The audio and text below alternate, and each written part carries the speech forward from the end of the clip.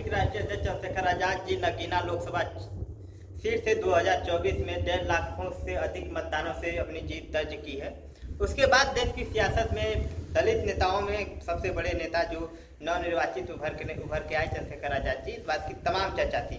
अगर बात कर लें इंडिया गठबंधन बीजेपी के तमाम ऐसे सांसद बने, लेकिन जो मुसलमान दलितों के चेहरा जो खुशियां की बात कर ले तो चंद्रशेखर आजाद भी एक सीट मार जीतने से खुशियां हैं। अगर बात कर लें लोकसभा पार्लियामेंट में तो मुश्किल इस बात की बढ़ा रही है जो भारतीय जनता पार्टी की इकलौता एक ऐसा नेता है कि इस बार पहली बार भारतीय जनता पार्टी या गैर जो पार्टियां हैं, कांग्रेस हुई, समाजवादी पार्टी हुई, तमाम ऐसे छोटे बड़े दल हैं जिनके सामने चंद्रशेखर आजाद जी खटक रहे हैं।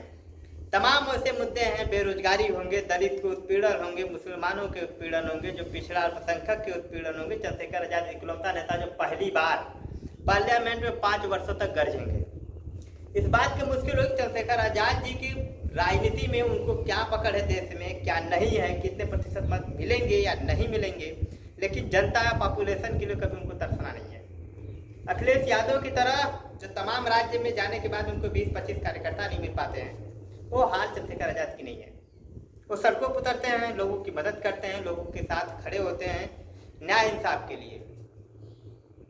इसलिए पूरे देश में उनको चुनौती भारतीय जनता पार्टी के लिए कि अगर ये सामने होंगे चंद्रशेखर आजाद तो किस प्रकार से इससे लपटा जाएगा। यही वजह है कि चंद्रशेखर आजाद जी को बीजेपी और देश की सारी पार्टियां नहीं चाहती थी कि चंद्रशेखर आजाद चुनाव में लोकसभा पार्लियामेंट में हमारा सामना हो, क्योंकि इंडिया गठबंधन के तमाम ऐसे भारतीय कांग्रेस में भी तमाम ऐसे राज्यों में देखे होंगे कि चंद्रशेखर आजाद जी के साथ काफी कम्युनिकेशन थे, तालमेल थे, काफी अच्छे रिश्ते थे। समाजवादी पार्टी के साथ भी काफी रिश्ते थे। वही रिश्ते की वजह है कि चंद्रशेखर आजाद जी नगीना सीट से लोकसभा चुनाव लड़े, लेकिन कहीं भी बहुजन समाज पार्टी को किसी भी पार्टी को समर्थन नहीं किया। जिस प्रकार से पप्पू यादव को समर्थन किसी पार्टी को नहीं मिला तो बगैर शर्त के उन्होंने बहुजन समाज पार्टी को समर्थन किया। तमाम ऐसे दल होते हैं कि जिन पार्टी के साथ होते हैं उनके साथ अगर उनका समझौता, कम्युनिकेशन, तालमेल नहीं बनता है तो ऐसे पार्टी को समर्थन देते हैं जो उनकी विचारधारा से तालमेल खाते हैं। चंद्रशेखर आजाद जी ने ऐसा नहीं किया। उनके मतदान, उनके वोटर्स इंडिया गठबंधन गए कि भारतीय जनता पार्टी के पास गए, बहुजन समाज पार्टी के पास गए, किसके पास गए ये किसी को इसकी खबर नहीं। चंद्रशेखर आजाद जी ने चुनाव भी जीते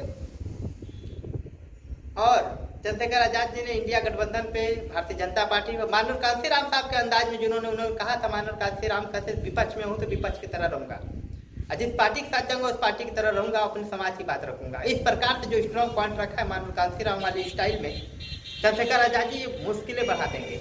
और इससे हालांकि पूरे देश की मीडिया में इस बात की खबर तो तय था कि चंद्रशेखर आजाद जी अगर चुनाव जीत के आते हैं तो विपक्ष में ही होंगे।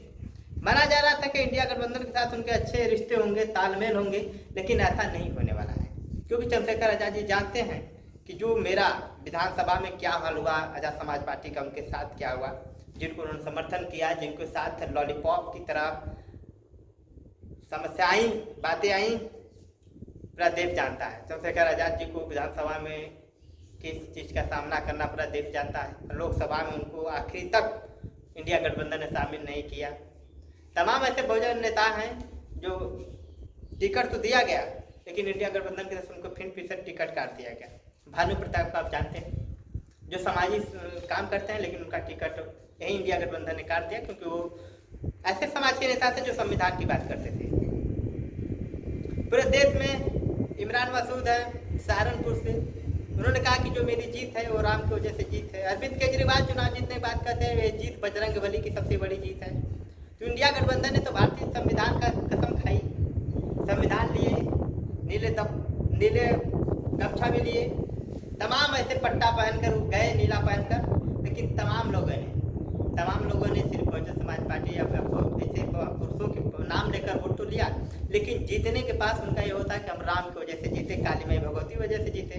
तो इस बात के लिए कोई आश्चर्यचकित नहीं होना चाहिए। चंद्रशेखर आजाद जी की तमाम ऐसे समर्थक देखेंगे तो इस पे चर्चा करनी चाहिए। मैं जानता हूँ जो तमाम कैंडिडेट्स हैं, जो भारतीय जनता पार्टी या बहुजन समाज पार्टी या भारतीय जनता पार्टी को जो अम्बेडकरवादी कहने वाले हैं वो मतदान की, तो इस बात के लिए भारत समता न्यूज इस बात की फिक्र कभी नहीं करता है। जो बातें सच रखना है वो रखेगा।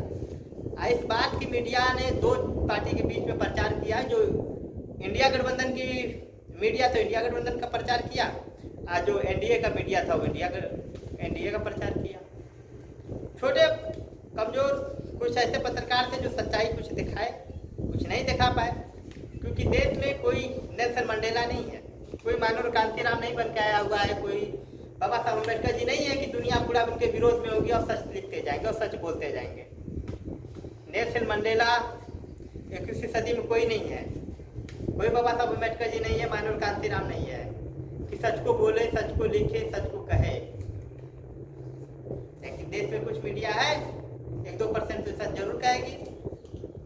बहुजन समाज पार्टी की वजह से तमाम मीडिया दिखा रही है कि हम हार गए, जबकि दलितों का समीकरण हम दिखाएं कि 36 ऐसी सीटें जहां दलित मुस्लिम एक हो जाएं, चंद्रशेखर आजाद जी के साथ अगर एक हो जाए, चंद्रशेखर आजाद जी की पार्टी जीत जाएगी 36-35 सीटें जो अकेले दम पे, 54-60 ऐसी सीटें जो दलित मुस्लिम पिछड़ा वर्गों का अगर समर्थन मिल जाए तो 75 सीटें खाते में होगी। बीजेपी संविधान के खिलाफ जो मंदिर में जाने वाले हैं उनके खिलाफ संविधान की तो जीत कहाँ हुई? संविधान की जीत सिर्फ एक जीत है, जो चंद्रशेखर आजाद भाई हैं वो संविधान की जीत है। राजनीति में जीतने के लिए जो भी शब्दों का प्रयोग किया जाए, जो भी रणनीतियों का प्रयोग किया जाए, उसका मीडिया द्वारा किसी भी प्रकार से खंडन नहीं किया जाना चाहिए, इसीलिए मैं भी नहीं कर रहा हूँ। लेकिन जो संविधान की वास्तविक जीत है, सिर्फ एक बार, पहली बार जो इस मनोहर कांतीराम साहब के बाद, कुमारी मायावती जी के बाद एक ऐसे नेता चंद्रशेखर आजाद जी जीत के गए हैं जो कि सबके पांव खुल गए हैं। इंडिया गठबंधन की बात तो पहली जून को मीटिंग रखते हैं, उसके बाद कोई मीटिंग ही नहीं रखते हैं कि चंद्रशेखर आजाद जी जैसे नेताओं को कैसे वापस लाया जाए, उनके साथ गठबंधन किया जाए कि नहीं किया जाए। तमाम ऐसी चीजें हैं, खबर है जो देश की जनता को इस पर विचार विमर्श करना चाहिए। देश की जनता को इस पर सोचना चाहिए कि हमने जिस पार्टी को मतदान किया, संविधान के नाम पे, धर्म के नाम पे, जाति के नाम पे, तमाम परीक्षाओं को जिस तरह रद्द किया जा रहा है, तीसरा मोर्चा नहीं होगा तो कैसे उठाया जाएगा। चाइना, अमेरिका, इटली, फ्रांस जैसा भारत देश को बनाने की कोशिश की जा रही है। बाबा साहब अम्बेडकर जी का ऐसा देश नहीं होना चाहिए। अगर आप देश के लिए चिंतित हैं, देश बाबा साहब अम्बेडकर जी को मानते हैं या मनोहर कांतीराम साहब को मानते हैं या देश का संविधान मानते हैं, तो उसको अंतिम रूप तक पहुंचने का प्रयास करिए, उसको जानने की कोशिश कीजिए कि धरातल पर क्या चीजें हैं। इमोशनल चीज हमारे देश में दिखाने की ज्यादा लोगों की कोशिश है कि बहुत अच्छे हैं, बहुत अच्छे क्रांतिकारी हैं, लेकिन आने वाले भविष्य पे क्या प्रभाव पड़ेगा।